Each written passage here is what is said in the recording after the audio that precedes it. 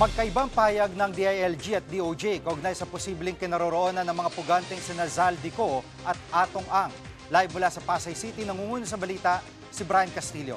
Brian, bakit magkaibang payag ng mga opisyal? Hindi ba sila nag-uusap?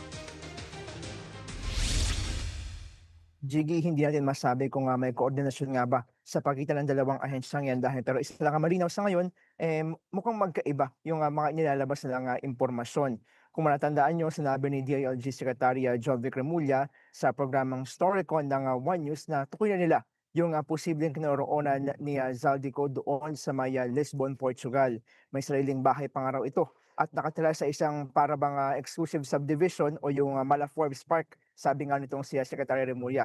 Nilipad pa nga raw sana siya papuntang Portugal para ma-verify yung sinasabing pagpaparamdam umano ni Ko na gusto niya nga makipag-usap sa gobyerno. Pero ayon kay DOJ spokesperson Attorney Polo Martinez, wala naman daw ulat na nakita si Zaldico doon nga sa may Portugal. At kung nandoon man siya, ay hahanap daw sila ng ibang mga paraan para maipabalik siya sa Pilipinas dahil nga walang extradition treaty sa pagitan ng Portugal at ng Pilipinas. Pakinggan natin ang pahayag ni DOJ spokesperson.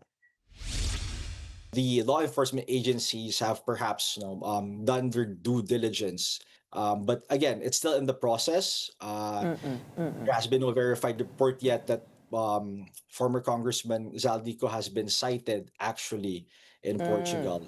But everything is in the works. We're walking in thin ice here because we have to be very careful as to not make unfounded allegations as to where he may be.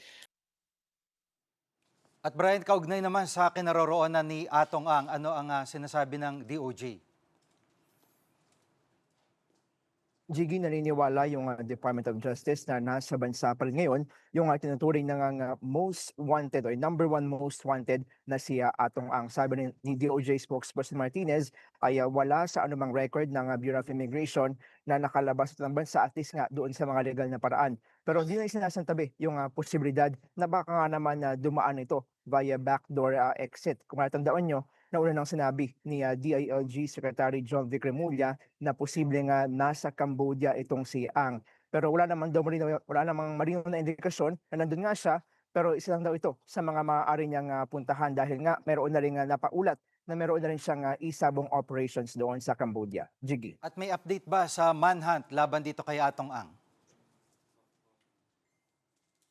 Jiggy, mas pinagting ng araw yung paghahanap ng mga otoridad dito kay Atong Ang. Pero kung matandaan nyo, sinabi ni Secretary Remulla na hindi siya humingi ng tulong sa NBI dahil marami raw koneksyon doon itong si Atong Ang.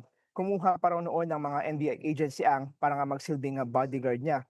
At sabi pa ni Remulla, pinayuhan daw siya nitong si Acting Justice Secretary Frederick Vida na huwag magsama ng mga NBI agents sa paghahanap kay Ang dahil marami raw sa mga ito yung nagposibleng mag-leak ng impormasyon doon tungkol sa mga sinasagawang manhunt operation.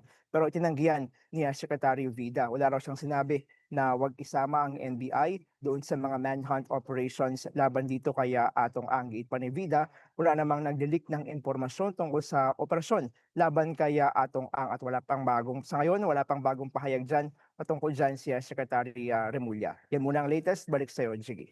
Yan ang ulat ni Brian Castillo live mula sa Pasay City.